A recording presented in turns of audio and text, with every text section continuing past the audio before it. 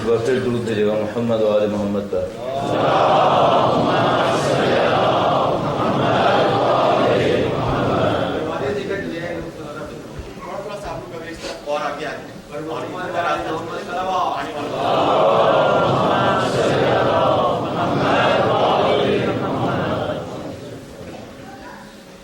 کرام دو عزیزان سید الشہداء آج کراچی میں نمائش کے مقام پر اسکاؤٹ کی صورت میں پہرا دیتے ہوئے شہید ہوئے.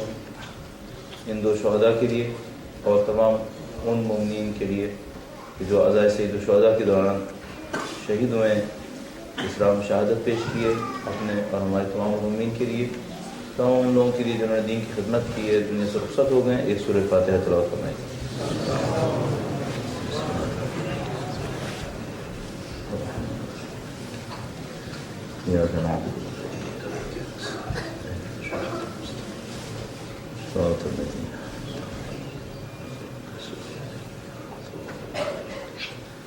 بسم اللہ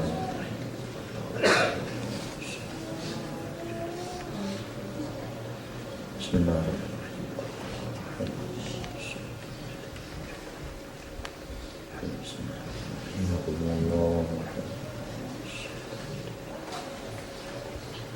درود بھیجے گا محمد و آل محمد پر.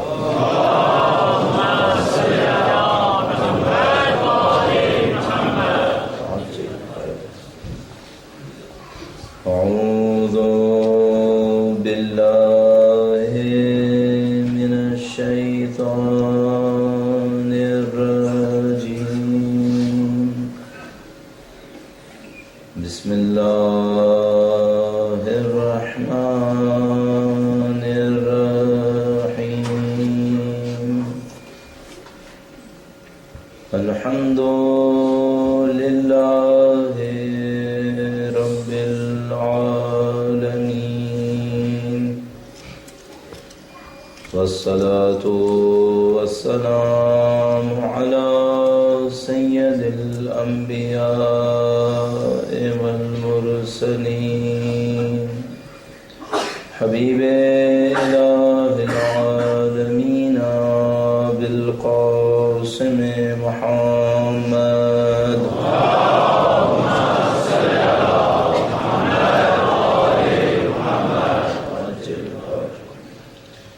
وعلى آله الطيبين الطاهرين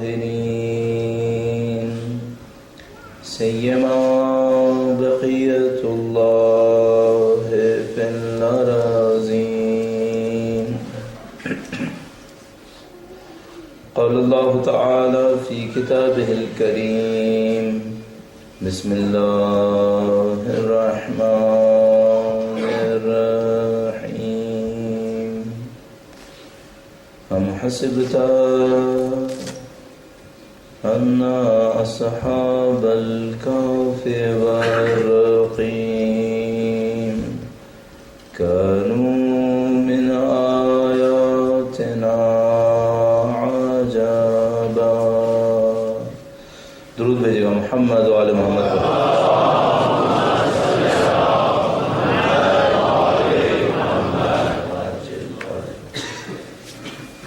کرام جیسے کہ اب آپ کی خدمت میں عرض ہوا, دو اور مومنین اسلام میں شہید ہوئے.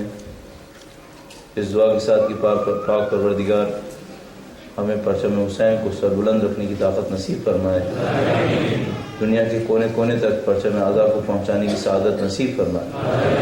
اور اس دعا کے ساتھ کہ خدا اگر ہمارے اعمال کو پسند فرماتا ہے تو ہمیں امامت کی راہ میں شہادت نصیب فرمائے. ان تمام دعاؤں کی قبولیت کے لیے صاحب اعضاء کے ظہور میں تعجیل کے لیے درود بھیجے محمد و آل محمد.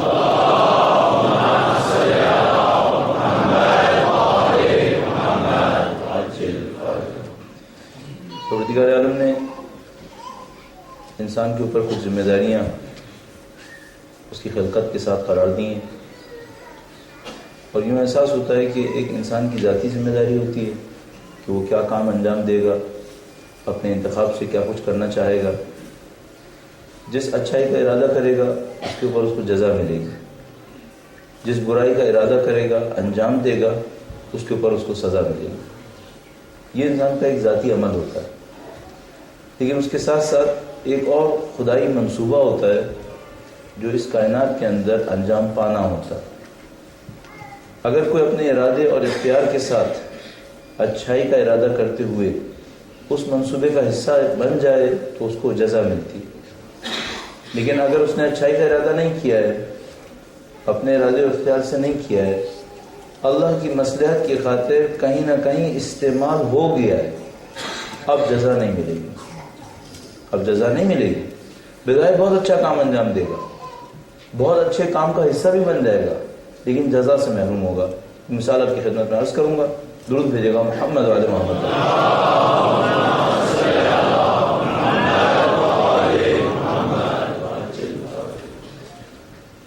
اگر اس پر آپ توجہ نہ فرمائیں کہ فرعون دشمن خدا تھا، اگر اس پہ توجہ نہ دیں کہ فرعون نے اللہ کے ساتھ دشمنی میں بعد میں کیا کیا، تو حضرت موسیٰ علیہ السلام کو پالنا اچھا عمل ہے یا برا عمل ہے؟ ظاہر بہت اچھا عمل۔ ایک بچے کو اس نے پانی پہ دیکھا ہے جو بے یار و مددگار ہے، اس بچے کا کوئی سنبھالنے والا نہیں ہے، وہ بچہ کسی بھی وجہ سے، چاہے اس کی زوجہ کی وجہ سے، اٹھا لیا گیا، فرعون کے گھر میں پلا ہے، اور فرعون نے بہرحال اس بظاہر لاوارث بچے کا اپنے گھر میں پناہ دے کر ایک اچھائی کا ارادہ کر لیا۔ اس نے تو ایک کام کر لیا باہر، اب ممکن ہے کہ اچھائی کے ارادے سے نہ کیا ہو، جیسا کہ مثلا ہمارے پاس موجود ہے روایات کے اندر بھی کہ زوجہ فرعون نے کہا کہ ٹھیک ہے اس کو پال لیتے ہیں، اگر یہ وہی بنی اسرائیل کا بچہ ہے جو تمہاری حکومت کو تباہ کرنے والا ہے تو ہم اس کو اپنے گھر میں رکھیں گے، پانے پوسیں گے، اس طرح سے اس کو لے کے چلیں گے کہ تمہاری حکومت کو تباہ نہیں کرے گا۔ تو بظاہر کام تو اچھا ہے، لیکن فرعون کو کیا اس کے اوپر کوئی جزا ملے گی؟ ظاہر ہے کہ اس کے اوپر کوئی جزا نہیں ملے گی۔ اس کی وجہ یہ کہ اس نے اس کا ارادہ نہیں کیا تھا کہ وہ اللہ کے نبی کو پالے گا۔ اور اگر مقایسے میں دیکھیں تو حضرت ابو طالب پہلے دن سے جانتے تھے یہ اللہ کا نبی ہے۔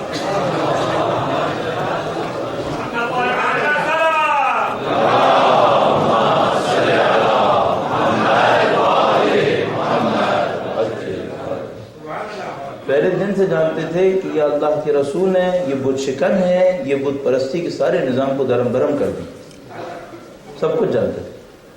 پہلے دن سے جانتے تھے کہ یہ وہ ہیں جن پر میری اولاد قربان ہو جائے گی، سب کچھ جانتے تھے، تمام قربانیوں سے واقف تھے، اپنی اولاد کو اس اللہ کے نبی کی جان بچانے کے لیے خطرات میں ڈالتے تھے۔ یہاں جزا ہے، یہاں اتنی جزا ہے کہ اسلام ان کی جزا ہے، اسلام ان کی جزا ہے۔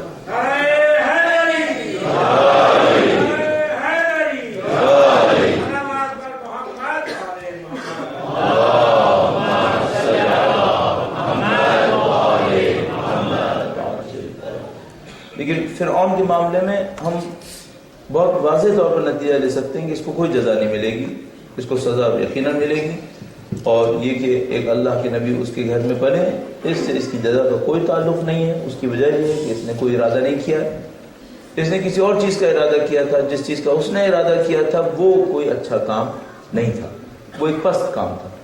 اس پست کام کی وجہ سے گرچہ کام ظاہری طور پر بہت اچھا ہے لیکن جزا نہیں ملی۔ یہ میں نے کیوں تفصیل آپ کی خدمت میں عرض کی؟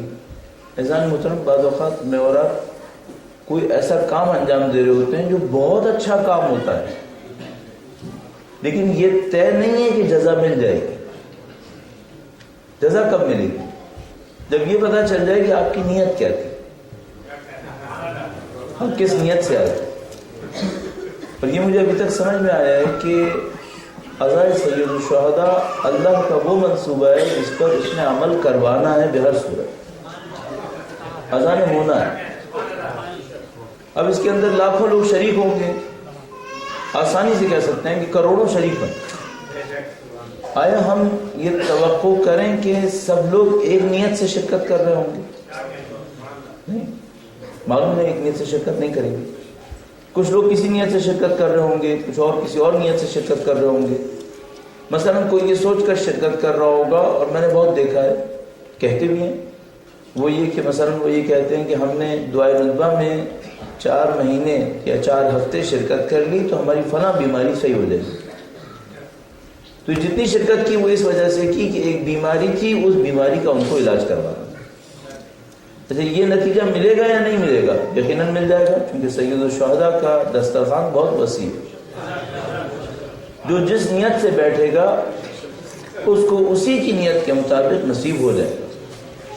تو اگر کوئی اس عزائے سید الشہداء کے اندر خدا نہ کرے نعوذ باللہ اپنے ذاتی تسکین کی خاطر آیا ہے، ذاتی شہرت کی خاطر آیا ہے، وہ بھی مل جائے گی۔ اگر کوئی ذاتی کمائی کے لیے آیا ہے وہ بھی مل جائے گی۔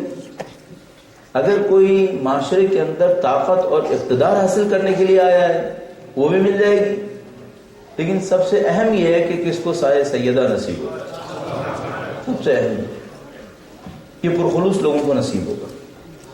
اور کل میں نے آپ کی خدمت میں جس بات پر اختتام کیا تھا یہی نکتہ تھا، اخلص العمل فإن الناقد بصیر بصیر۔ اپنے عمل کو خالص کر دو، چونکہ جو نقد کرنے والا ہے وہ دیکھنے والا ہے، بہت دیکھنے والا ہے۔ اس عنوان سے اور اپنے موضوع کی طرف بڑھتے ہوئے، ہمارا موضوع ہے کربلا اور عظمت انسان۔ مجھے اس کے اوپر آپ کی خدمت میں آرائز پیش کرنے ہیں۔ کل میں نے تھوڑا سا اس کا تعارف آپ کی خدمت میں عرض کیا تھا، لیکن اپنی اس گفتگو کو ملاتے ہوئے کہ اخلاص عمل حاصل کیجئے، اور ہماری گفتگو ہے کربلا اور عظمت انسان کے حوالے سے، ان دونوں کے درمیان ایک چھوٹا سا موضوع اور آپ کی خدمت میں پیش عرض کروں گا، اور وہ موضوع یہ ہے کہ کس مجلس کو آپ کامیاب مجلس تعبیر کریں۔ یہ ایک اہم موضوع ہے۔ ویسے تو ہر مجلس کامیاب مجلس ہے، لیکن آپ کا اور ہمارا کامیابی کا معیار کیا ہونا چاہیے مجالس کے معاملے میں، اس کا تھوڑا سا پس منظر ہے۔ پہلے پس منظر عرض کروں گا، پھر اس معیار کو بیان کریں گے، اور اس کے بعد موضوع کی طرف بڑھنے کی کوشش کریں گے۔ ایک بار پھر درود بھیجیں محمد و آل محمد۔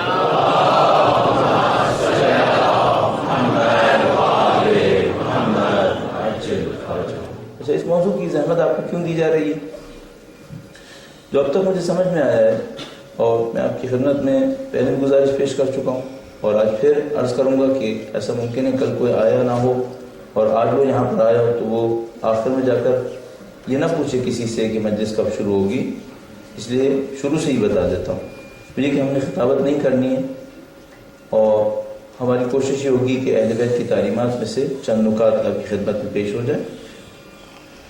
اس دوران میں ہماری بھرپور کوشش یہ رہتی ہے کہ آپ اور ہم ایک سفر کو طے کر سکیں۔ ہماری زندگی بہت مختصر ہے، ہمارے سامنے 50-60 سال سے زیادہ معمولاً نہیں ہے، اور اس میں سے بھی باشعور مدت، با اختیار مدت بہت کم، بہت کم اس میں سے۔ یعنی جب تک آپ شعور اور اختیار حاصل کریں سالوں بیت چکے ہیں، اور آخر کے چند سال میں اتنا شعور اور اتنا اختیار نہیں ہے آپ کے پاس۔ تو جو بیچ کا زمانہ ہے، اور وہ زندگی میں معمولاً افراتفری کا زمانہ ہے۔ کبھی آپ کیریئر بنا رہے ہوتے ہیں، کبھی آپ کیریئر سے پہلے تعلیم حاصل کر رہے ہوتے ہیں، کبھی آپ اپنے کیریئر کو مضبوط کر رہے ہوتے ہیں، اور کبھی آپ اپنے کیریئر کو بچا رہے ہوتے ہیں۔ کبھی آپ خاندان تشکیل دینے کی سمجھاتے ہیں، کبھی آپ خاندان تشکیل دے کر مشغول ہو جاتے ہیں، اور کبھی اس خاندان کو سنبھالنے میں مشغول ہوئے ہوتے ہیں۔ تو زندگی کی مصروفیتیں بہت زیادہ ہیں، اور انہی کے دوران آپ نے یہ طے کرنا ہے کہ آپ کی زندگی کا ہدف کیا ہے، آپ کی زندگی کا مقصد کیا ہے۔ اس انسان کے لیے ہدف اور مقصد سمجھنا بہت آسان ہے جس کی اقدار، جس کی ویلیوز اسلام کی ویلیوز سے نزدیک ہو، اس کے لیے بہت آسان ہے۔ اس کی تشریح میں بھی آپ کی خدمت میں عرض کروں۔ اگر ویلیوز انسان کو سمجھ میں آ جائیں، اور اس کی ویلیوز میں خرابی نہ ہو، اس کی قدریں صحیح ہوں، اقدار صحیح ہوں، تو کام انجام دینا بہت آسان ہوتا ہے۔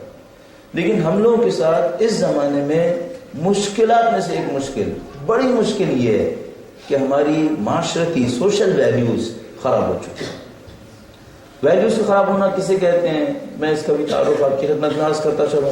میں نہیں چاہتا کوئی ایسی بات کہوں جو واضح نہ ہوئی ہو اور بعد میں اس کا فائدہ کم ہو جائے۔ درود بھیجے گا محمد والے محمد۔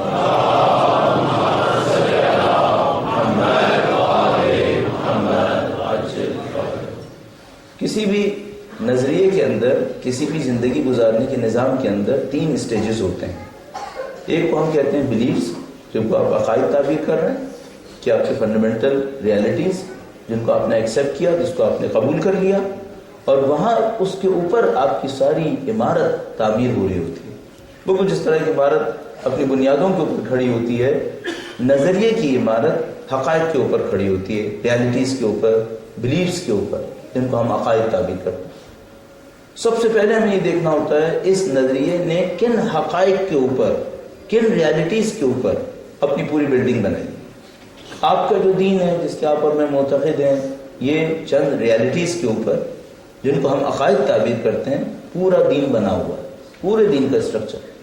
وہ جو ریالٹیز ہیں وہ بہت سادہ ہیں، وہ یہ ہیں کہ اس کائنات کا ایک خالق ہے، اس خالق نے ایک نبی کو بھیجا ہے، اس نبی کا جانشین ایک امام ہے، پورا نظام عدل و انصاف پر ہے، ایک اور دنیا میں جا کے حساب ہوگا۔ یہ آپ کے بنیادی حقائق۔ اچھا، یہ عقائد ہیں کیا؟ یہ حقیقتیں ہیں، صرف اس لیے کہہ رہا ہوں کہ تاکہ سادگی سے سمجھ میں آ جائے۔ بس اگر میں آپ سے کہتا ہوں کہ یہ گلاس یہاں پہ رکھا ہوا ہے تو یہ ایک حقیقت ہے۔ اگر میں آپ سے کہہ رہا ہوں کہ میں اور آپ ایک ہال کے اندر بیٹھے ہوئے ہیں، یہ ایک حقیقت ہے۔ ظاہر ہے کہ ہم صحن کے اندر نہیں ہیں، ہم ایک ہال کے اندر ہیں۔ اگر میں آپ سے کہوں کہ اس ہال کے باہر ایک میدان ہے، یہ ایک حقیقت ہے، ایسا ہی ہے۔ بالکل اس طرح چند حقیقتوں کے اوپر آپ کا دین بنا ہوا ہے، اور وہ حقیقت، پہلی حقیقت یہ ہے کہ اس کائنات کا ایک خالق ہے۔ یہ ایک حقیقت ہے کہ اس کائنات نے ایک خالق کے ذریعے سے اپنی اس خلقت کو طے کیا، خود سے خلق نہیں ہوئی ہے، ایسا نہیں کہ خود سے بنی ہے۔ اس خالق نے ایک پیغام بھیجا ہے ہمارے لیے، ایک شخصیت کے واسطے، جو نبی خدا محمد مصطفیٰ صلی اللہ علیہ وسلم۔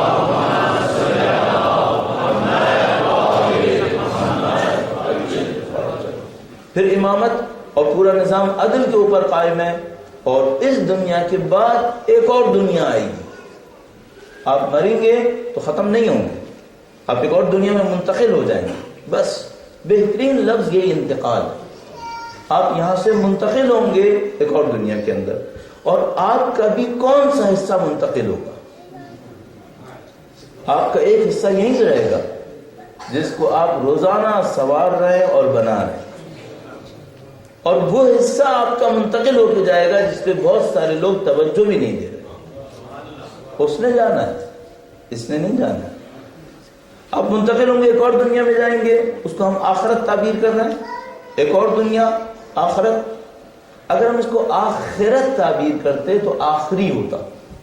اگر ہم کہتے آخرت تو اس کا مطلب ہے ایک اور دنیا ہے، ایک اور دنیا۔ آپ ایک اور دنیا میں چلے جائیں گے، وہاں پر حساب کتاب ہوگا، وہاں پہ عدل و انصاف ہوگا، الہی انصاف، الہی عدل جو اس دنیا میں کم ہوا تھا مادے کی وجہ سے، چونکہ میٹر کے اندر لمٹس ہیں، وہاں جا کر پورا عدل ہو جائے گا۔ اگر کسی نے یہاں پر 300 آدمیوں کو قتل کر دیا ہو تو آپ اسے کتنی دفعہ مار سکتے ہیں؟ آپ اس کو ایک دفعہ مار سکتے ہیں۔ آیا عدل خدا پورا ہو گیا؟ نہیں ہوا، اس نے 300 آدمی مارے۔ صدام حسین نے لاکھوں انسان مارے۔ کیا انصاف ہو سکے گا؟ کیا عدل کیا جائے گا؟ اور صاف سی بات ہے، آج دنیا کا جو ظالمانہ نظام ہے وہ کروڑوں اربوں انسانوں کو کچل دیا جا رہا ہے۔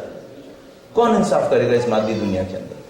یہ مادی دنیا انصاف کی جگہ نہیں ہے، وہ انصاف جو خدا کا انصاف ہے۔ اس خاطر اس خدا نے ایک اور دنیا خلق کی، اس دنیا کے اندر اس دنیا کے نتائج ہوں گے۔ یہ آپ کے فنڈامنٹل بلیفز۔ ان تمام حقائق کے اوپر ویلیوز بنتی ہیں، یہ سیکنڈ سٹیج ہوتا ہے، یہ دوسرا مرحلہ ہے۔ بس کسی بھی نظریے کے اندر پہلے بلیفز ہوتے ہیں، پھر ویلیوز ہوتی ہیں، پھر ان ویلیوز کی روشنی میں کمانڈز دیے جاتے ہیں، احکام دیے جاتے ہیں۔ ہم پہلے حصے کو عقائد کہتے ہیں، دوسرے حصے کو جس میں ویلیوز آتی ہیں اس کو اخلاق تعبیر کرتے ہیں، اور تیسرے حصے کو جس میں کمانڈز دیے جاتے ہیں اس کو فقہ یا احکام تعبیر کرتے ہیں۔ یہ پورا نظام ہوتا ہے دین کا۔ اب میں ایک پوائنٹ اور آپ کی خدمت میں عرض کرتا چلوں۔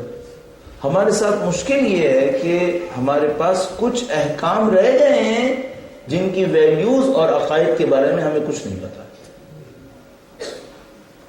آپ کے پاس نماز ہے، آپ نماز پڑھ رہے ہوں گے، لیکن کوئی پوچھے کہ یہ نماز کن ویلیوز کو پروموٹ کرنے کے لیے، کن بلیفز کے اوپر یہ نماز قائم ہوئی بھی ہے، یہ رابطے ہمیں نہیں پتا، اور ان رابطوں کے پتہ نہ ہونے کی وجہ سے بہت سارے دینی احکام کا ہم پر وہ اثر نہیں ہو رہا جو ہو جانا چاہیے.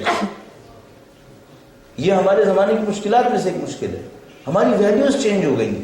اب میں ایک روایت آپ کی خدمت میں اس بات کے اوپر بتانا چاہوں گا کہ ویلیوز کا چینج ہونا کتنا خطرناک عمل ہے.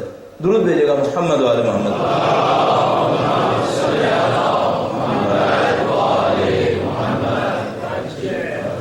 پارٹی کا درود بھیجے گا محمد وعلی محمد.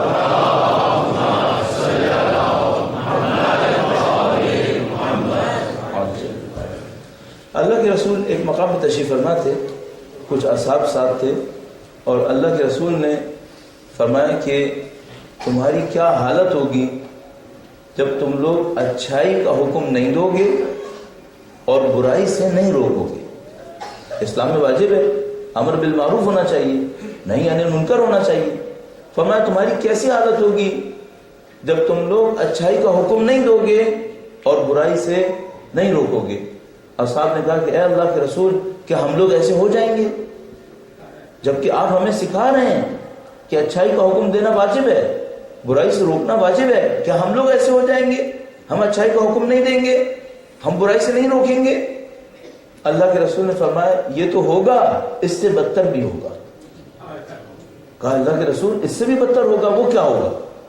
فرمایا تم لوگ برائیوں کا حکم دو گے، اچھائیوں سے روک لو گے. برائیوں کا حکم دو گے، اچھائی سے روکو گے. جنہوں نے پہلے کہا تھا کہ اے اللہ کے رسول کیا ہم یہ کریں گے، انہوں نے اور تعجب سے کہا اے اللہ کے رسول کیا ہم اتنے برے ہو جائیں گے؟ پہلے آپ نے فرمایا کہ ہم اچھائی کا حکم نہیں دیں گے، برائی سے نہیں روکیں گے، وہ ہمارے لیے عجیب بات تھی. پھر ہم اتنے برے ہو جائیں گے کہ ہم اچھائیوں سے روکنے لگیں گے اور برائیوں کا حکم دینے لگیں گے. فرمایا ایسا ہوگا اور اس سے بدتر بھی ہوگا. اصحاب نے کہا اے اللہ کے رسول اب اس سے بدتر کیا ہوگا؟ اب یہاں بھی ذرا اور غور فرمائیے. فرمایا اس سے بدتر یہ ہوگا کہ جو اچھی چیزیں ہوں گی تم انہیں برا کہو گی، اور جو برائیاں ہوں گی ان کو تم اچھائیاں کہو گے. یہ جو تیسرا لیول ہے اس کو میں کہتا ہوں یہ اقدار کی تبدیلی کا لیول ہے. اقدار تبدیل ہو گئی، ویلیوز چینج ہو گئی. جو اچھی چیز تھی وہ بری ہو گئی ہے اور جو بری چیز تھی وہ اچھی ہو گئی. اچھا اس میں پہلے والے مراحل سے کیا فرق ہے؟ اس کی برائی زیادہ کیوں ہے؟ اس کی برائی زیادہ اس خاطر ہے کہ اگر کوئی انسان بری چیز کو اچھا سمجھنے لگے تو جب ثواب کا کام کرے گا تو کیا کرے گا؟ برائی کرے گا. جب ثواب کا کام کرنے لگے گا تو برائی کرے گا. کیوں؟ کیونکہ وہ بری چیز کو اچھا سمجھتا ہے. اور اگر وہ اپنے بچوں سے کہے کہ برا کام نہ کرنا تو کیا کرے گا؟ تو انہیں اچھائی سے منع کر رہا ہوگا. کیوں؟ کیونکہ وہ برے کو اچھا اور اچھے کو برا سمجھنے لگا. اس سسٹم کو ہم کہتے ہیں یہاں ویلیوز چینج ہو گئی. اگر ویلیوز چینج ہو جائیں تو پھر ہر چیز خراب ہونا شروع ہو جاتی ہے، کیونکہ اچھائی برائی ہو جاتی ہے، برائی اچھائی ہو جاتی ہے. چند مثالیں جو ہمارے معاشرے میں ہو چکی ہیں وہ میں آپ کی خدمت میں عرض کرنے کی جسارت کروں گا. درود بھیجے گا محمد وعلی محمد.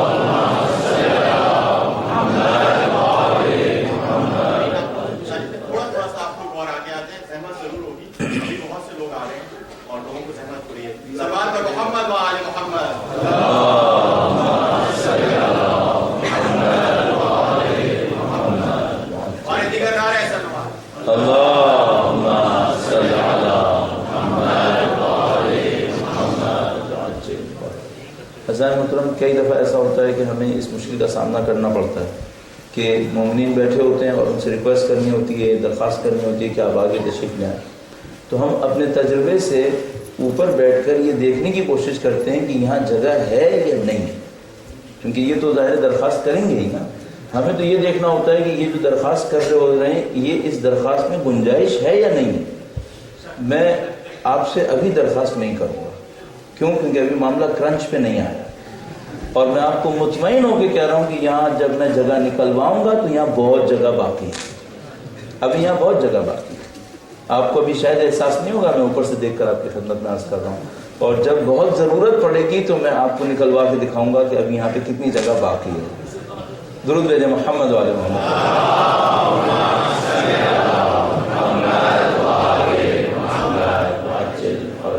ایک بات اور سوچیے گا، وہ یہ کہ آج پہلی تاریخ ہے، اور اگر پہلی تاریخ مجلس کے دوران 3 دفعہ کہنا پڑ جائے کہ جگہ بنا لی، اس کا مطلب یہ ہے کہ کل سے جب آپ تشریف لائیں تو آپ پہلے ہی سے اپنی جگہیں اچھی طرح سے بنا کے بیٹھ جائیے گا، ورنہ یہ تو پھر کل 5 دفعہ کہنا پڑ جائے گا اور آخر تک پہنچتے پہنچتے ہم مجلس کم پڑھیں گے اور اعلان زیادہ ہو جائے گا۔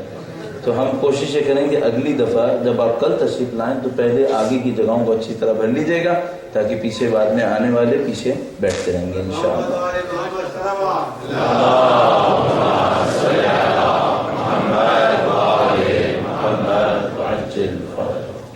جو مثال میں آپ کی خدمت میں عرض کرنا چاہ رہا تھا وہ بہت سادہ سی مثال ہے، اور وہ روایت کا ایک حصہ بھی ہے۔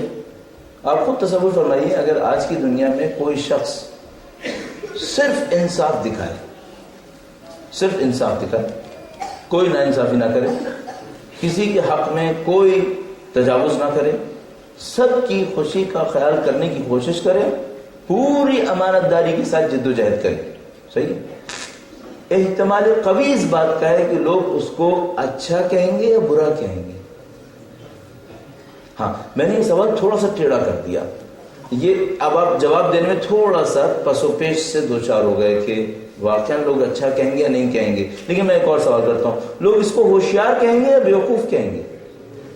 اب آپ متفق القول ہو سکتے ہیں کہ یہ آدمی ہمارے معاشرے کے اندر بے وقوف کہلائے گا، ہاں اچھا کہلائے یا نہ کہلائے یہ ایک علیحدہ مسئلہ ہے، لیکن بے وقوف ضرور کہلا دے گا، صحیح؟ اچھا، یہ بے عین ہی روایت کا حصہ ہے، بے عین ہی روایت کا حصہ ہے۔ روایت میں لکھا ہے کہ ایک وقت آئے گا تم لوگوں پر جب تم میں جو اپنے ایمان کی حفاظت کرے گا اس کو لوگ بے وقوف کہیں گے۔ فرمایا مومن وہ ہوگا جو بے وقوف کہلائے جانے پر بھی صبر کرے اور اپنے ایمان کو بچا کے رکھے۔ یہ تبدیلی کا کون سا مرحلہ ہے؟ یہ اقدار کی تبدیلی کا مرحلہ ہے۔ اچھا، یہ جو اقدار کی تبدیلی کا مرحلہ ہوتا ہے یہ بہت سخت مرحلہ ہوتا ہے۔ اس کے اندر جس کے پاس صحیح اقدار ہوتی ہیں وہ بیچارہ پس جاتا ہے، چونکہ معاشرے کی حاکم اقدار جو ہوتی ہیں وہ بری اقدار ہوتی ہیں۔ بھائی یہاں پر جو ہوشیاری دکھائے، مکاری دکھائے، حتیٰ فریب بھی دے اور لوگوں کو دھوکہ بھی دے اور پیسہ بنا لے، وہاں یہ کامیاب انسان ہے، یہ کامیاب انسان ہے۔ اور ایک آدمی کوئی ہوشیاری اور مکاری نہ دکھائے، اس طرح کی کوئی فریب نہ دے، کسی کے حق میں کوئی تجاوز نہ کرے، سب کام صحیح لے کے چلے اور پیسہ نہ کما سکے، تو وہ بے وقوف ہے۔ اب انسان ہر چیز پہ تحمل کر سکتا ہے، بے وقوف کہلائے جانے پہ تحمل کرنا یہ بہت سخت ہے۔ ہر انسان کو عزت چاہیے ہوتی ہے، ہر انسان عزت کا طلبگار ہوتا ہے۔ اب آپ مثال کے طور پر یہ تو برداشت کر لیں گے کہ شاید کوئی آپ سے کہے کہ آپ مثال کے طور پر خدا نہ کرے فقیر ہیں، لیکن اب کوئی آپ کو عزت بھی نہ دے اس وجہ سے کہ آپ کے ہاتھ میں پیسہ نہیں ہے، یہ بہت سخت ہے۔ ٹھیک ہے کہ ہمیں پیسہ نہیں چاہیے لیکن عزت تو چاہیے۔ اب معاشرے کی برائی یہ ہوتی ہے کہ جب اس کی اقدار تبدیل ہو جاتی ہیں تو یہ صحیح اقدار رکھنے والے کو کچل دیتے ہیں، پھر پتہ ہی نہیں چلتا کہ کیا ہوا۔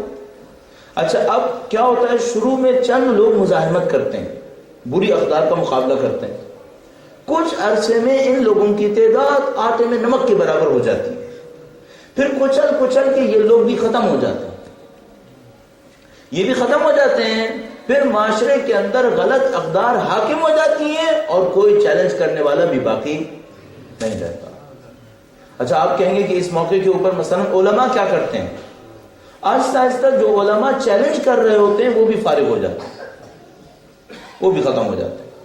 جب وہ بھی ختم ہو جاتے ہیں تو پھر معاشرے کو جگانے کے لیے ایک معجزہ چاہیے ہوتا ہے، ایک معجزہ چاہیے ہوتا ہے۔ اور میں عرض کرتا چلوں، ایسے موقع کے اوپر کسی ایک کو سید الشہداء کی طرح قربانی دینی پڑتی ہے، اس کو اپنا خون بہانا پڑتا ہے۔ جب وہ خون بہاتا ہے تب لوگ جاگتے ہیں اور سمجھتے ہیں کہ یہاں کچھ غلط بھی ہو گیا۔ اور یقین فرمائیے کہ شہید صدر کے ایک شاگرد سے میں نے ایک دفعہ ان سے درس حاصل کرتے ہوئے پوچھا کہ شہید صدر کے اپنی شہادت کے بارے میں نہیں جانتے تھے کہ عراق ان کا ساتھ نہیں دے گا. فرمایا ہم خود گئے تھے اور ہم نے خود کہا تھا کہ سید یہ قوم اس وقت آپ کا ساتھ نہیں دے گی, آپ اکیلے رہ جائیں گے. تو انہوں نے فرمایا تھا کہ ہر دور کے اندر کوئی ہوگا جو میرے جد امجد کے راستے پر چلنا, اور اس دور کا حسینی راستے پہ چلنے والا میں بنوں گا, میں چلوں گا اس راستے پہ. یہ ایسا محترم اقدار کی تبدیلی کا مرحلہ ہوتا ہے. اچھا اب میں پھر واپس آتا ہوں اپنے موضوع کی طرف. بعض اوقات ایسا ہوتا ہے کام اچھا ہوتا ہے, اقدار تبدیل ہو جاتی ہیں. اقدار تبدیل ہو جاتی ہیں, کام کا اثر ختم ہونا شروع ہو جاتا ہے. کیوں؟ اقدار تبدیل ہو گئی, پتہ ہی نہیں چل رہا. اچھا اقدار کی تبدیلی میں جو بہت بری چیز ہوتی ہے وہ یہ کہ خلوص ختم ہو جاتا ہے. اب مجھے کھل کر کچھ باتیں کہنی ہیں آپ سے. یہ میں نے سارا مقدمہ بنایا ہے تاکہ آپ کا ذہن تیار ہو جائے. درود بھیجے گا محمد وعلی محمد.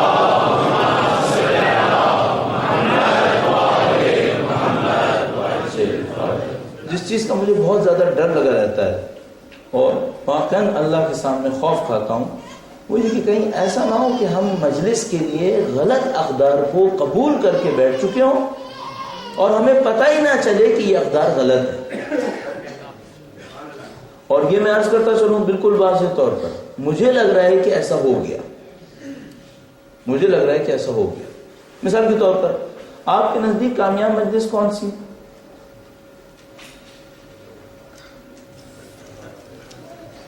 بالکل صحیح کہا آپ نے, جس میں مجمع زیادہ ہو وہ کامیاب ہے. آیا عند اللہ یہ کامیاب ہے؟ یہی اللہ کے نزدیک کامیاب ہے؟ اچھا اگر کوئی اسی نیت سے مجلس کر رہا ہو تو پھر یہ کامیاب مجلس ہے؟ اس کی یہ نیت قبول ہے؟ نہیں. لیکن ہمارے معاشرے میں تو یہی رائج ہے, ہمارے تو رائج فکر یہی ہے. ہمارے یہاں کس مجلس کو کامیاب مجلس کہیں گے؟ مثلا ذرا سا تصور کیجئے گا, اس مجلس کو کوئی کہے گا کہ ناکام مجلس ہو سکتی ہے؟ نہیں کہے گا. کیوں؟ کہ اگر ناکام ہو سکتی ہوتی تو اتنے لوگ کیوں تھے وہاں پہ؟ تو اس کا مطلب لوگ ہونا معیار بن گیا کامیابی کا. آیا عند اللہ ایسا ہی ہے؟ ہرگز نہیں ہے. اب ایک واقعہ میں آپ کی خدمت میں عرض کرتا ہوں. ہمارے استاد تھے آیت اللہ اشتہاردی نام کر کے, اور ان کا یہ واقعہ ہے, وہ ہمارے ایک دوست نے ان کی زبان سے سنا ہے اور میں ان کی زبان سے آپ کی خدمت میں عرض کرنے کی جسارت کروں گا. یہ واقعہ پہلے بھی میں عرض کر چکا ہوں. جو دوست احباب انٹرنیٹ پر ہماری 250-300 تقریریں سن چکے ہوں گے ان کو ریپیٹیشن بہت ملے گی, لیکن آپ میں سے ہر ایک نے یقیناً انشاءاللہ 250-300 تقریریں ہماری نہیں سنی ہوں گی. اس لیے ہمیں سکون ہے کہ سب کے لیے ریپیٹیشن نہیں ہوگا, کچھ لوگوں کے لیے ہوگا. البتہ یہ ہے کہ جن کے لیے واقعاً وقت ان کا اس وجہ سے ضائع ہوتا ہو, میں ان سے 10 بستہ معذرت چاہتا ہوں. 10 بستہ نہیں, اندرونی 10 بستہ. اور لیکن میں یہ چاہتا ہوں کہ کچھ چیزیں ایسی ہیں جس کا سب تک پہنچنا بہت ضروری ہے. ان چیزوں کو پہنچانے کی خاطر مجھے کچھ چیزیں عرض کرنی پڑتی ہیں. درود بھیجیے گا محمد وعلی محمد.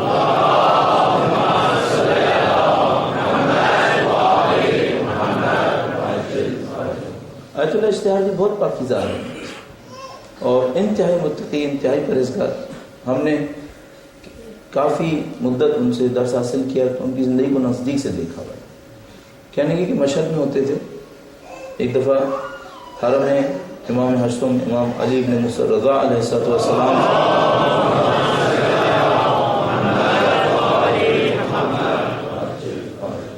باہر تشریف لائے تو انہوں نے دیکھا کہ حرم کے باہر کوئی خاتون تشریف فرما تھی, بوڑھی سی دیہاتی. تو انہوں نے کہا کہ تم مولوی ہو؟ انہوں نے امامہ لگایا ہوا تھا, ابا خبا پہنی ہوئی تھی. کہاں مولوی؟ کہاں مجلس پڑھتے ہو؟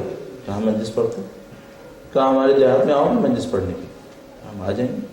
کہا ٹھیک ہے, فلاں تاریخ کو ہمارا دیہات فلاں ہے, اس علاقے میں آنا مجلس پڑھنے کی. انہوں نے کہا ٹھیک ہے آ جائیں. تو جناب طے ہو گیا. انہوں نے فرمایا کہ ہم گئے, بڑی مشکل سے وہاں پہنچے. بہت پہلے کی بات, مثلاً کم از کم میرے حساب سے 45 سال پہلے کی بات. تو کہنے لگے کہ کچھ حصہ ہم بس سے گئے, کچھ حصہ پتہ نہیں اور کسی جانور کو استعمال کرتے ہوئے, کوئی سواری کو استعمال کرتے ہوئے انجام دیا, کچھ حصہ پیدل بھی گئے. پھر ان کے دیہات میں پہنچے. انہوں نے کہا کہ ہم جب ایسے کسی دیہات میں مجلس پڑھنے جاتے تھے تو دیہات کی ظاہری حالت سے پتہ چل جاتا تھا کہ آج مجلس ہے یہاں پر. لیکن وہاں کچھ پتہ نہیں چلتا، کوئی خبر نہیں تھی، کوئی آنا جانا نہیں تھا، کوئی شامیانہ کچھ نہیں ہماری زبان کے مطابق. تو فرمایا کہ میں گیا دیہات کے اندر، میں نے معلوم کیا فلاں خاتون یہاں پہ رہتی ہیں، انہوں نے بتایا ہاں فلاں جگہ رہتی ہیں. تو انہوں نے سوچا کہ شاید مجلس انہوں نے گھر کے اندر رکھی ہوگی، وہ گھر تیار ہوا ہوگا. کہنے لگے کہ ہم مجلس کرنے کے لیے گھر کے اندر بھی پہنچے، دیکھا وہاں پر بھی کوئی خبر نہیں، کوئی پتہ ہی نہیں چل رہا کہ مجلس ہے. دروازہ کھلا ہوا ہے. انہوں نے دروازہ کھٹکھٹایا، وہ خاتون تشریف لائیں. انہوں نے کہا ہم تمہارا انتظار کر رہے تھے، آؤ گھر کے اندر آؤ. وہ گھر کے اندر آئے. انہوں نے کمرے میں کرسی رکھی ہوئی تھی، تیار کی ہوئی تھی، کہا بیٹھو. وہ بیٹھ گئے. کہا شروع کرو. تو انہوں نے کہا کہ کوئی اور سامعین آئیں گے کیا؟ کہا نہیں، کوئی اور سامعین نہیں آئیں گے، ہم ہیں سننے والے، تم مجلس پڑھو. اب یہ بڑے کسمس آئے کہ بھئی کیا کرنا ہے، ایک خاتون کے لیے مثلا آیا مجلس پڑھنی ہے نہیں پڑھنی ہے. تو پہلے دن چاہا کہ کہیں کہ بھئی اس طرح تو نہیں ہوتا ہے، لیکن بلاخر ایک ماحول چاہیے ہوتا ہے، کوئی 4-5 لوگ تو کم سے کم بیٹھے ہوں جن کی طرف ہم دیکھ سکیں. آپ خاتون ہیں، آپ کی طرف ہم دیکھ بھی نہیں سکتے. تو کہا کہ نہیں آپ پڑھیے مجلس. خیر انہوں نے مجلس پڑھی، پھر جلدی سے ختم کی. تو کہا انہوں نے مسائل نہیں پڑھے، مسائل بھی پڑھو. تو انہوں نے کہا مسائل کے لیے بھی ایک ماحول چاہیے ہوتا ہے. کہا جیسا بھی آپ مسائل پڑھو. انہوں نے مسائل پڑھے، انہوں نے خوب گریہ کیا، بہت گریہ کیا. اس کے بعد باہر تشریف لائیں. انہوں نے ان کے ہاتھ میں کچھ سکے رکھے. کہا دیکھو اس تاریخ کو پھر دوبارہ آنا. تو وہ کہنے لگے کہ میں بڑا جزبز ہوا کہ بھئی یہ کیا مجلس تھی، پورا دن بھی لگ گیا، اتنی دور آئے گئے، پیسے بھی کاؤنٹ کیے تو دیکھا کرایہ بھی پورا نہیں ہوا ڈھنگ سے.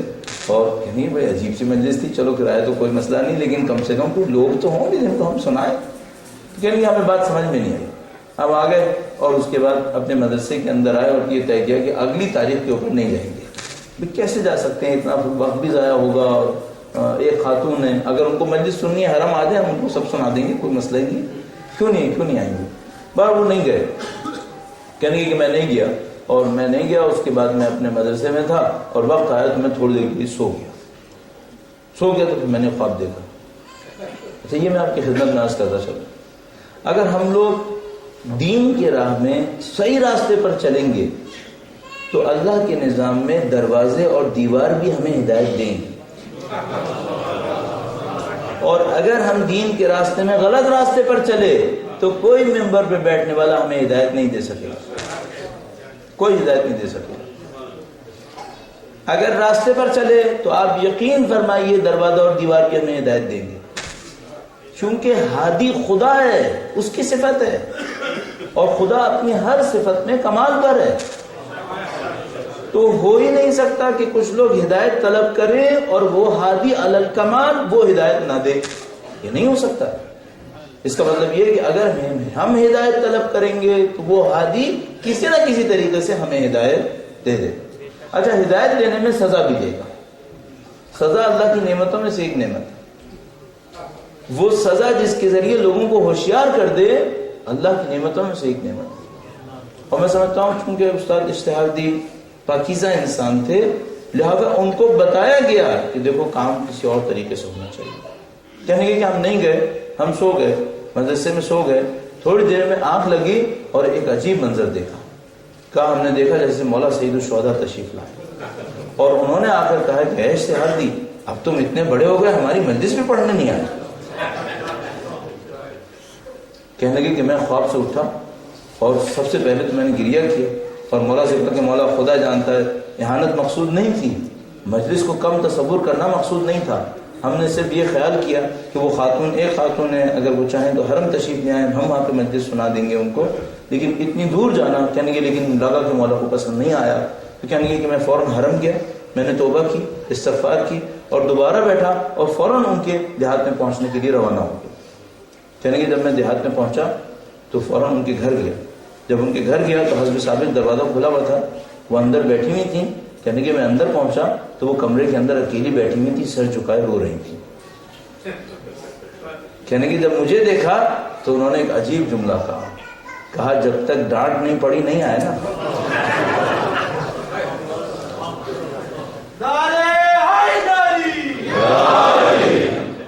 اب عزیزان محترم ایک بات انصاف سے بتائیے گا، یہ مجلس کامیاب مجلس ہے یا نہیں؟ کتنے شریک ہیں؟ ایک بڑی عورت. لیکن اس ایک میں کرائٹیریا ہے اس کا پڑھنے والا بھی مخلص ہے، اس کا سننے والا بھی مخلص ہے. اصلی کرائٹیریا یہاں پر کوئی اجتماع کرائٹیریا نہیں ہے، کوئی بولنے کا انداز معیار نہیں ہے، صرف ایک معیار ہے، آپ کس خلوص سے آئیں، میں کس خلوص سے آئیں. اگر یہ ہمیں حاصل ہو گیا تو پھر خود بخود ایک اور مرحلہ حاصل ہوگا، ایک مرحلہ خود بخود حاصل ہوگا. تو یہ جملہ معمولاً عرض کیا کرتا ہوں، آپ سماعت پہ عرض کروں گا، یہ کہ دین کا راستہ ایسا نہیں ہے جہاں پر علامتیں سمبلز نہ آئیں، ایسا نہیں ہوگا. یعنی مثال کے طور پر فرض فرمائیے مجھے 40 سال ہو گئے نماز پڑھتے ہوئے، آج تک مجھے پتہ ہی نہیں چلا کہ نماز قبول ہوئی یا نہیں ہوئی، ایسا نہیں ہوگا. مثلا مثال کے طور پر عرض کرتا ہوں، آپ کبھی ہائی وے پہ جا رہے ہوتے ہیں، ظاہر آپ انگلینڈ کے اندر ہیں تو یہاں پہ ہائی ویز کے اوپر مسلسل کچھ نہ کچھ علامتیں آتی رہتی ہوں گی کہ بھئی اب آپ شہر کے نزدیک آ رہے ہیں، اب آپ مثلا کسی استراحت گاہ کے نزدیک پہنچ رہے ہیں جہاں پہ ریسٹ کر سکتے ہیں، کبھی آپ ہوٹل کے نزدیک ہیں، کبھی کچھ کبھی کچھ. اگر آپ کسی ایسی ہائی وے پہ چل رہے ہو جہاں پر کوئی نشانی نہ آتی ہو تو آپ فوراً کیا سوچیں گے کہ بھئی کہیں ایسا تو نہیں کہ غلط راستے پہ آ گیا. آپ نے دین کے معاملے میں یہ کیوں نہیں سوچا اب تک؟ اگر آپ کو کوئی علامت ذاتی طور پہ نہیں مل رہی تو آپ نے کیوں نہیں سوچا اب تک کہ کہیں ایسا تو نہیں کہ میں غلط راستے پہ آ گیا؟ کیوں نہیں ہو سکتا کہ دین کی شاہراہ پر ہادی خدا ہو اور ہدایت نہ دے؟ نہیں ہو سکتا، مسلسل ہدایت دے گا. بس جیسے ہی آپ نے ایک کامیاب مجلس کے اندر شرکت کی، آپ کو کچھ نشانیاں ملنی چاہیے، آپ کو کچھ علامتیں ملنی چاہیے. وہ علامتیں کیا ہونی چاہیے، وہ نشانیاں کیا ہونی چاہیے جو ہمیں چاہیے اگلے 9 دن کے اندر مجھے آپ کے ساتھ 9 دن کام کرنا ہے، یہاں پر مجھے آپ کو کچھ نہ کچھ نشانیاں دلوانی ہیں، میری ذمہ داری ہے یہ. اور اگر خدا نہ کرے نعوذ باللہ میں یہ نہ کر پا سکا آپ کے ساتھ تو اس کا مطلب ہے میں نے اپنا کام پورا نہیں کیا. تو میں پہلے سے آپ کو بتا دوں کہ آپ کو کیا نشانیاں ملنی چاہیے، یہ نشانیاں آپ کے نصیب میں آنی چاہیے. اگر آپ پورے خلوص سے یہاں شرکت کرنے آئے اور میں بھی خلوص سے آیا ہوں تو ہمیں نشانی ملنی چاہیے. کیا نشانی ملے گی؟ خدمت عرض کروں گا، درود بھیجیں محمد وعلی محمد.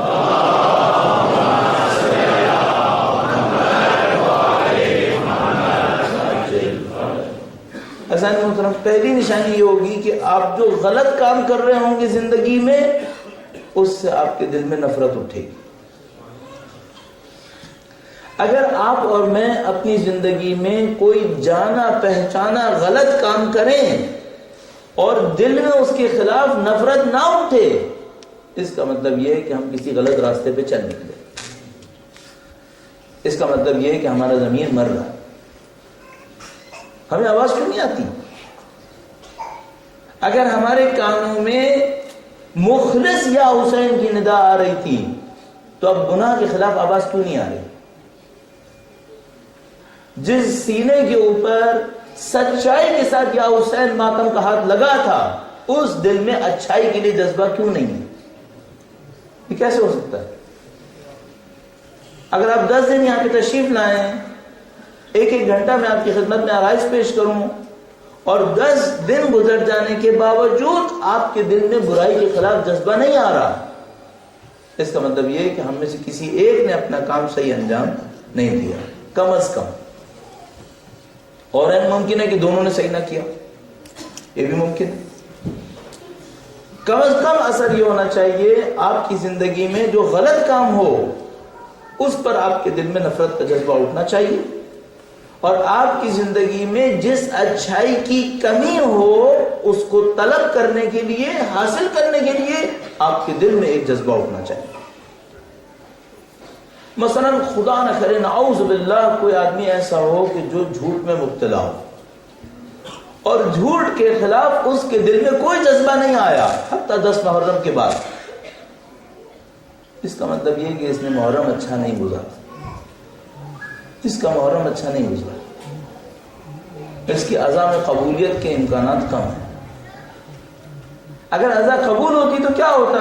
سید الشہداء اس کو بچا لیتے، کیونکہ ان الحسین مصباح الہدی سفینۃ النجات.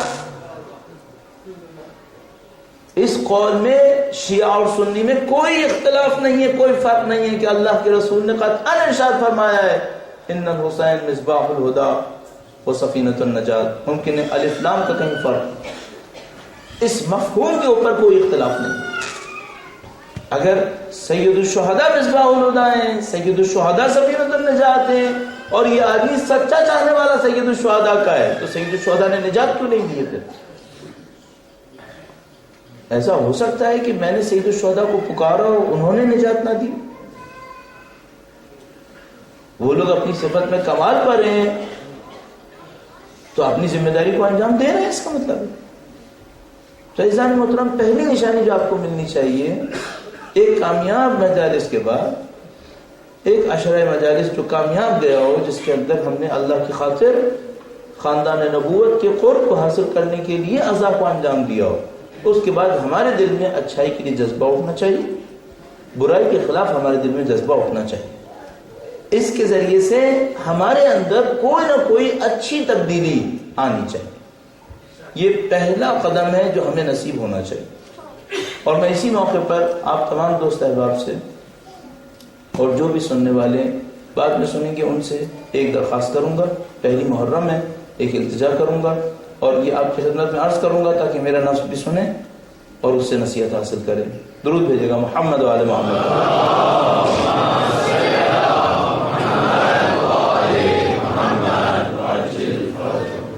کل میں نے آپ کی خدمت میں عرض کیا تھا کہ جتنے لوگوں نے وقت کے امام کو دیکھا ہے عاشور کے دن عزا میں دیکھا ہے، اور لوگوں نے وقت کے امام کو عزا میں شرکت کرتے دیکھا، سیاہ لباس ہوئے ماتم کرتے ہوئے دیکھا ہے لوگوں نے۔ کیا ہم یہ خواہش نہ کریں کہ جب ہم عاشور کے دن ماتم کر رہے ہوں تو مولا تشریف لائیں؟ اس کے لیے ہمیں کیا کرنا چاہیے؟ آج پہلی محرم ہے، منصوبہ بنائیں گے 10 دن کا، اب 7 دن ہو جائے گا، اب اور ہم مل کے کوشش کریں گے تو یہ ہو سکتا ہے۔ اس کے لیے ہمیں کیا کرنا ہوگا؟ ہمیں اچھی طرح پتا ہوتا ہے ہم جہاں کہیں کچھ بول رہے ہوتے ہیں، اگر دل سے بولیں گے 100% لوگ یقیناً عمل کریں گے۔ خدا خالص عمل کو ضائع نہیں ہونے دیتا، اگر ہم پرخلوص ہو کر عمل کریں گے خدا نتیجہ دے گا۔ وہ جو 1% لوگ عمل کریں گے ان کی خدمت میں عرض کر رہا ہوں، آج پہلی محرم ہے، عزا کا پہلا دن قرار پاتا ہے، 10 دن محنت کرنی ہے، انشاءاللہ عاشور کے دن اہل بیت اطہار علیہ السلام کی عنایات کو حاصل کرنا۔ اس کے لیے کیا کریں؟ ایک مشورہ دوں گا، اگر یہ کر گئے تو مجھے پورا یقین ہے ہم کچھ نہ کچھ حاصل کر پائیں گے، اور وہ یہ ہے کہ کسی ایک برائی کو اپنے اندر کی امام حسین کے نام پر ترک کر، اپنے نفس کا جائزہ لیں، میں بھی اس کام کو کروں، آپ بھی اس کام کو کریں۔ جو ہمارے دوست احباب بیٹھے ہیں، جو لوگ چاہتے ہیں سید الشہداء کے نام پر اپنی زندگی میں آگے بڑھیں، ان سے عرض کر رہا ہوں اپنی زندگی کا جائزہ لیں۔ پہلی محرم ہے، سید الشہداء کے نام پر، مصباح الہدا سفینۃ النجات کے نام پر، اور سید الشہداء کی خدمت میں عہد کرتے ہوئے کہ مولا آپ کے نام پر ایک برائی ختم کروں گا۔ اپنے اندر کی ایک برائی کا انتخاب کریں، ایک برائی کو لے لیجئے، اپنے آپ سے عہد کریں کہ مولا آج کے دن اس فرش عزا پر آپ کے نام کے صدقے میں اپنی اس برائی کا مقابلہ کروں گا۔ آپ جو جوان دوست احباب ہیں، حتیٰ وہ جو میری طرح عمر میں ہیں اور جو مجھ سے زیادہ ہیں، ہم لوگ برے دور میں زندگی گزار رہے ہیں اس اعتبار سے کہ یہاں برائیاں پھیلی ہوئی ہیں۔ ہم سب جانتے ہیں کہ اس برے ماحول نے ہم پر کہیں نہ کہیں کوئی نہ کوئی اثر چھوڑ دیا ہے، اور ہم یہ بھی جانتے ہیں کہ خدا ہمیں برائی میں مبتلا ہوتا نہیں دیکھنا چاہتا۔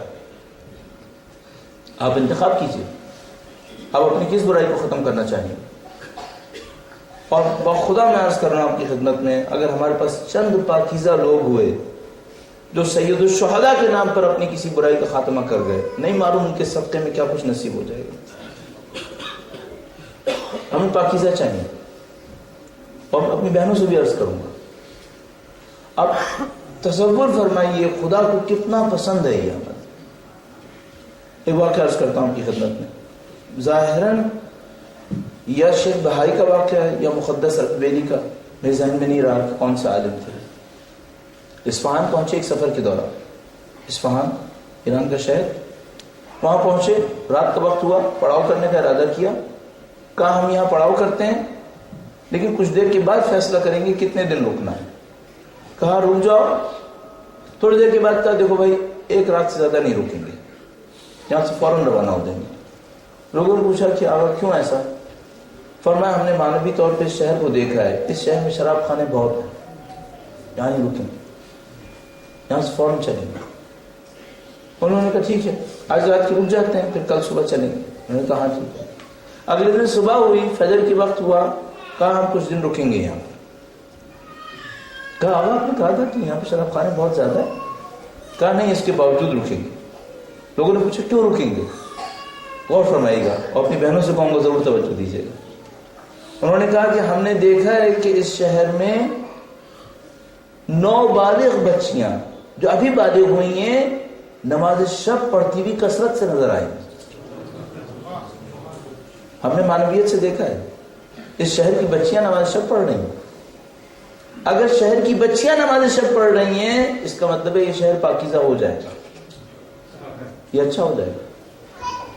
ٹھیک ہے کہ ابھی شراب خانے ہیں، کل اچھا ہے اس کا مستقبل اچھا ہے.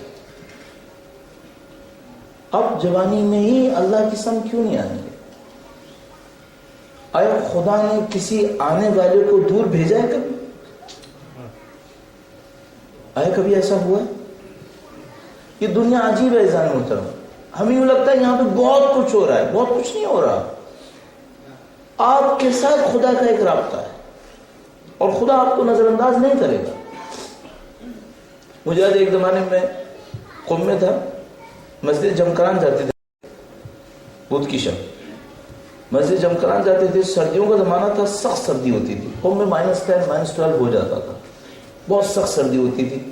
تو مجھے یاد ہے کافی وقت گزر گیا تھا، گاڑیاں بند ہو گئی تھیں، جنگ کا زمانہ تھا، ویسے ہی سنسان ہوتا تھا. تو ایک جگہ پہ ہم پہنچے جہاں تک بس کا چانس تھا. اس کے بعد 2 راستے تھے، یا تو آپ روڈ پہ جائیں گے تو لمبا راستہ ہوتا تھا، یا آپ روڈ سے اتر کر ایک کھیت کے راستے سے نکل جاتے تھے، کچے راستے سے مدرسے پہنچنے کے لیے. تو میں سوچنے کہ وہاں پہ کھڑا ہو گیا کہ میں سوچنے لگا کہ اگر میں یہاں پر ایک دفعہ اس کچے راستے پہ نکل گیا تو پھر مجھے آخر تک خود جانا ہے، اور اگر میں یہ سڑک کے راستے پہ گیا تو شاید کوئی گاڑی آ جائے، تو پتہ نہیں شاید کوئی گاڑی مل جائے. تو ابھی فیصلہ کروں کہ یہ باقی راستہ مجھے کچا جانا ہے یا سڑک کے اوپر جانا ہے. تو میں کھڑا ہوا سوچ رہا تھا. میں نے کہا خدا سے دعا کرتا ہوں خدا کو گاڑی بھیج دے. تو پھر میرے ذہن میں اچانک آیا کہ تمہاری حیثیت کیا ہے؟ 6 ارب انسان ہے اس زمین کے اوپر، 6 ارب انسان. تم ایک اللہ کے بندے اتنے سے، تم ایک انسان یہاں پہ کھڑے ہو سڑک کے اوپر، 6 ارب انسان ہے اس پورے زمین کے اوپر. تمہاری حیثیت کیا ہے؟ پھر یہ جو زمین ہے یہ ایک پلانٹ ہے. ایسے کروڑوں اربوں پلانٹ اس دنیا کے اندر ہیں، اس کائنات کے اندر ہیں. ان پلانٹس کے سامنے ہماری زمین جیسے سمندر میں ایک قطرہ ہے. اتنی خدا کی وسیع کائنات، اس میں ایک قطرے کے برابر زمین کے اوپر 6 ارب انسانوں میں سے ایک حقیر انسان کھڑا ہوا انسان خدا کو کہہ رہا ہے خدا گاڑی بھیج دے. کیوں بھیجے؟ کیا حیثیت ہے تمہاری؟ چلو اپنے راستے کے اوپر. خدا کر رہا ہوں. جیسے میں نے جاری کی سر جھکا کے کہا یار میں کیا حماقت کر رہا ہوں، چلو میں اپنے راستے پہ جاتا ہوں. جیسے میں جانے کا ایک گاڑی رکی، اس میں ایک مولانا صاحب بیٹھے ہوئے تھے. کہنے کہ تم نے کہاں جانا ہے؟ میں نے کہا مجھے مدرسے جانا ہے. کہنے آؤ میں تمہیں چھوڑ کے آؤں. اس وقت مجھے احساس ہوا کہ واقعاً احساس ہوا کہ خدا یہ بتانا چاہتا ہے کہ تم تنہائیوں میں مجھے پکارو، سننے والا میں ہی ہوں، میں سنوں گا. ٹھیک ہے تم حقیر ہو. ایک پلانٹ اربوں پلانٹس کے اندر کیا حیثیت رکھتا ہے؟ 6 ارب انسانوں کے اندر تم ایک انسان. اس وقت میری عمر 18-20 سال ہوگی کہ تمہاری کیا حیثیت ہے؟ لیکن پھر میرے دماغ میں اس وقت سے یہ بات آئی کہ یہ خدا سکھانا چاہ رہا ہے کہ میں سننے والا ہوں، تم مجھے پکار کے دیکھو. تو ایسا محترم یہی میں بھی آپ کی خدمت میں عرض کروں گا، ہم خدا کو کیوں نہ پکاریں؟ اس نے ہمیں پسند نہیں کیا. آیا اس نے کبھی کسی ایک آیت میں کہا ہے میں تمہیں نفرت کرتا ہوں تم سے؟ نہیں، ہمیشہ یہ کہتا ہے میں تمہیں چاہتا ہوں، میں تمہیں پسند کرتا ہوں. حتیٰ وہ جو اس کی بدترین مخلوقات ہوتی ہیں، اگر اللہ کے نبی کہتے ہیں ان کو عذاب کر دے، خدا کہتا ہے نبی اتنی جلدی مت کرو، میری مخلوق ہے، اتنی جلدی مت کرو. اب ہم کو کہا خدا نے چاہا سید الشہداء کے نام پر اپنے اندر ایک تبدیلی لے کر آئیے. سید الشہداء اس راستے کو آسان کریں گے، اور جو دوست احباب آج کے دن اس طرح کا کوئی عمل انجام دیں گے، مجھے یقین ہے ان کے خلوص کے صدقے میں یہ عزا قبول ہوگی انشاءاللہ. اس کی برکات ظاہر ہوں گے، اس کے نتائج ظاہر ہوں گے، اور آپ کے ہماری زندگی اہل بیت اطہار علیہ السلام کے راستے کی طرف بڑھے گی. اور عزیزان محترم، ہم سب لوگ سید الشہداء کی اس قربانی کی آدمی یہاں بیٹھے ہوئے. کل میں نے آپ کی خدمت میں عرض کیا کہ سید الشہداء نے اپنے گھر کو کس طریقے سے ترک کیا. سید الشہداء مدینے کی روح، اور اس مدینے کے اندر جو سید الشہداء کے لیے رابطہ تھا بہت عجیب تھا. کربلا کی طرف سے ہم بڑھتے ہوئے ایک منزل کے اوپر ایک آدمی سید الشہداء کے پاس آیا. نہیں معلوم اس نے کیا بات کی. سید الشہداء نے اس سے کہا تم اگر مدینے میں آؤ تو میں تمہیں اپنے گھر میں وحی کے اترنے کی نشانیاں دکھاؤں گا. جہاں فرشتے آتے تھے میں تمہیں وہ جگہ دکھاؤں گا. تو وہاں مدینے آؤ میں تمہیں دکھاتا ہوں. سید الشہداء مدینے سے وابستہ ہے، اور سب سے بڑھ کر سید الشہداء اللہ کے رسول اور اپنی والدہ ماجدہ سے وابستہ ہے. سید الشہداء ان تمام رشتوں کو ترک کرتے ہوئے، چھوڑتے ہوئے، ان تعلقات کو کچھ دیر کے لیے ترک کرتے ہوئے اللہ کے راستے پہ بڑھ رہے. کربلا کی سمت گامزن. کربلا کی زمین عجیب زمین ہے. کربلا کی زمین اللہ کی منتخب زمین ہے. کربلا کی زمین پہچانی ہوئی زمین ہے. جتنے انبیاء نے اس علاقے کے اندر سفر کیے ہیں انہوں نے کربلا کی زمین کو کہیں نہ کہیں مس کیا. اولیاء اس زمین کو جانتے تھے یہ زمین کون سی زمین ہے. ہمارے پاس ایک عجیب روایت موجود ہے. روایت موجود ہے صفین سے واپسی پر مولا امیر المومنین اس سرزمین سے گزرے تھے. ایک موقع پر مولا امیر المومنین کے نام پہ درود بھیجے محمد و آل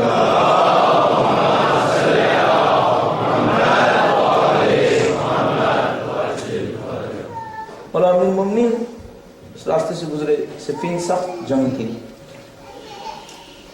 مولا امیر المومنین کے متعدد معجزات صفین کے راستے میں ہوئے تھے. ایک موقع پر کربلا کی زمین کے نزدیک سے گزرے اور روایت میں لکھا ہے کہ تھوڑی دیر کے لیے سو گئے. تھوڑی دیر کے لیے سوئے. گویا شاید مجھے یاد آتا ہے امام حسن مجتبیٰ کے زانوں پر سر رکھا ہوا تھا.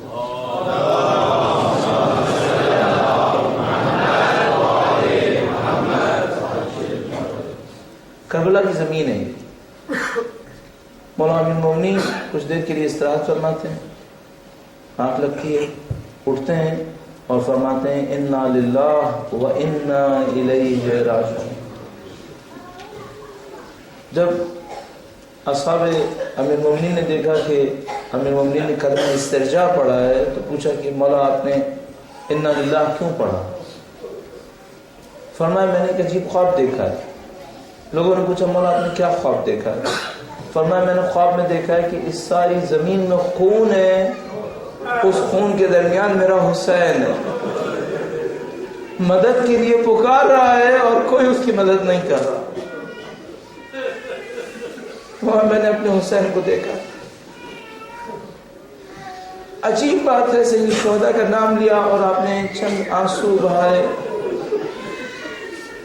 امام حسین کا نام ہی ایسا تھا، لوگ آنسو بہاتے تھے. ہمارے پاس روایت موجود ہے حضرت آدم علیہ السلام نے جب اللہ سے دعا کی کہ خدایا میرے گناہوں کو معاف کر دے، مجھے بخش دے، تو کہا اللہ نے کہا کہ ہم نے ان کو کلمات سکھائے تاکہ وہ توبہ کریں. روایت میں لکھا ہے کہ پنجتن کے نام سکھائے حضرت آدم علیہ السلام. حضرت آدم علیہ السلام نے اللہ سے التجا کی کہ اے خدایا تو نے جو نام سکھائے عظیم الشان نام. میں نے نبی کا نام لیا کہ محمد کا نام لیا، میرے دل کو تسکین ہوئی ہے. میرے باقی زوات کا نام لیا، مجھے اپنے اندر عظمت احساس ہوئی ہے. بیوی کے نام کا تذکرہ کیا، ان کی اولاد طاہرہ کا تذکرہ کیا، لیکن فرمایا خدا یہ حسین کیسا نام ہے، جب سے لیا ہے مجھے غم احساس ہو رہا ہے. یہ حسین کا نام کیسا نام ہے، سید الشہداء کا نام ایسا نام ہے. عجیب روایات موجود ہے سید الشہداء کے نام کے اوپر.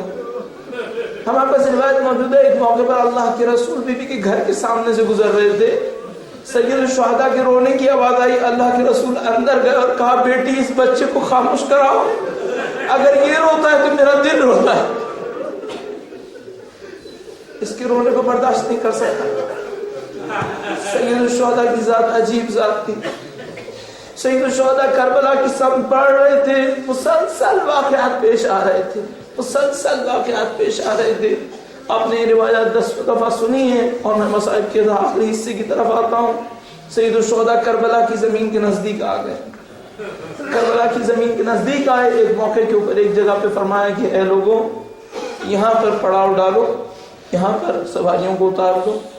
لوگوں نے کہا مولا دیکھ لیجئے زمین کون سی زمین ہے، اس جگہ کے اوپر کیا ہمیں رکنا ہے یا نہیں رکنا ہے. فرمایا لوگوں کو بلاؤ ہم پوچھتے ہیں.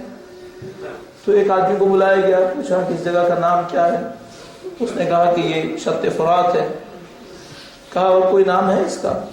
کہا اس کا نام نینوا ہے. کہا اور کوئی نام ہے؟ کہا اس کا نام توفی ہے. پھر پوچھا کوئی اور نام ہے؟ تو کوئی اور آدمی آیا، اس نے کہا مولا اس جگہ کا نام کرب و بلا بھی ہے.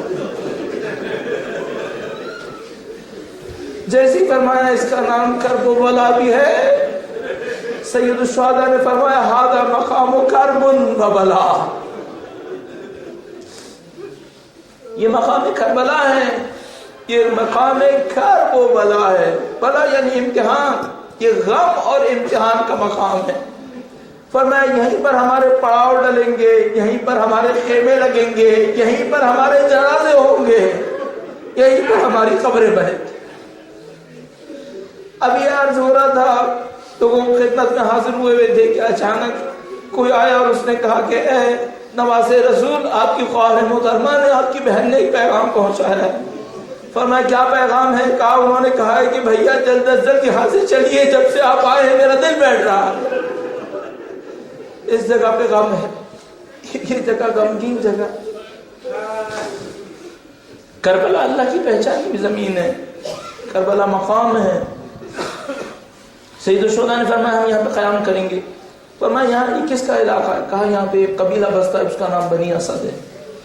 کہا بنی اسد کو بلاؤ ہمارے پاس. بنی اسد کو ان کے پاس بلایا گیا. بنی اسد اہل بیت کے چاہنے والے تھے، احترام کرتے تھے. سید الشہداء نے بنی اسد سے کہا بنی اسد ہم یہ نینوا کی زمین تم سے خریدنا چاہتے ہیں. بنی اسد نے کہا مولا آپ سرکار آپ مالک ہیں، یہ زمین حاضر ہے، ایسے ہی دے دیں. فرمایا نہیں ہم زمین خریدیں گے، اتنے 1000 درہم ہم تمہیں دیں گے، یہ زمین ہماری ملکیت میں دیتے ہو. انہوں نے کہا ہم آپ کی ملکیت میں دیتے ہیں. سید الشہداء نے زمین ملکیت میں لے لی.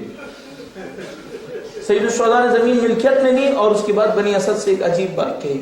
کہا بنی اسد ہم نے زمین خرید لی، ہم مالک ہو گئے، لیکن ہم زمین تمہیں پلٹاتے ہیں، تم یہاں پر واقف بن جاؤ، تم وقف کی حفاظت کرو. کہا مولا آپ کی زمین ہے، آپ مالک ہیں، ہم یوں ہی دینے کو تیار تھے، آپ نے پھر زمین ہمیں بھی واپس کر دی. کہا بنی اسد ہم نے تمہیں زمین واپس کی لیکن 3 وعدے کرو گے ہمارے ساتھ، ہم سے 3 وعدے کرو. بنی اسد نے کہا مولا حکم دے، ہماری جان حاضر ہے. فرمایا نہیں صرف 3 وعدے کر لو ہم سے. کہا پہلا وعدہ یہ کرو کہ اگر ہمارے لاشیں پڑے دیکھنا تو دفنانے آ جانا.